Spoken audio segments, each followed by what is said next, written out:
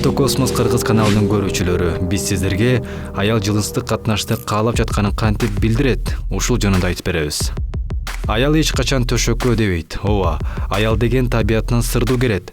Анын маанайы эмне үчүн бир заматта бузуларын, кандай учурлар кубандырарын эркекке түшүнүү кыйын. Айрыкча аялдын кайсы учурда дене лаззатын алгысы келерин жана даяр экенин билүү эркектер үчүн өтө кыйын болсо керек. Анда эмесе аял затынын дагы бир тарабын байкап көрбөйсүзбү?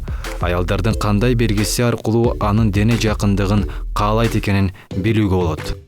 Сыртынан байкаңыз. Эркектин баары аялдын сырткы келбетине көңүл бурбай кое албаса керек. Ушул учурда дагы бир аз жакшылап көңүл бурсаңыз, анын сизге жагууга аракет кылганын байкоого болот. Мисалы, күндөгүдөн моюну ачык кофта же этеги кыска көйнөк, жамбаш же көкүрөккө чапташкан кийим кийиши мүмкүн.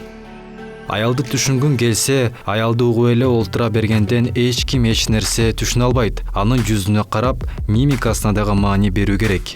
Эрдин тиштегилесе, каштары ойноктоп турса, көз албай кадала караса, караган сайын күлүмсүрөй берсе, анда ошол түнү ал жыныстык катнаштан баш тарта албай турганын билдирет. Бирок ага чейин маанайын түшүрө көрбөңүз.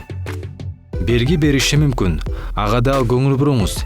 Эркек түшүнүп үлгүргөнчө ал бир нече жолу белги бериши мүмкүн. Мисалы, чай чыныны акырын сунуп жатып, күлүмсүрөй караса, жакындашууну каалагандын белгиси.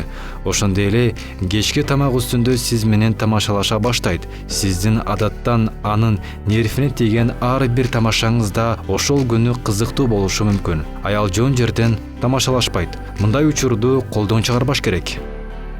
Тазалыктан баштайт. Уктоочу бөлмөгө бир көз жүгүртүп коюңуз.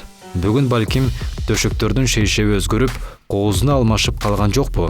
Мындайда тез арада өзүңүз дагы жуунуп чайканганыңыз туура болот. Эркектердин эсинде болсун, аял эч качан бүгүн деп ачык айтпайт. Ал бир гана кылыгы менен билдирет. А сиз кандай ойлойсуз? Билдирүүңүздү комментарийге жазыңыз.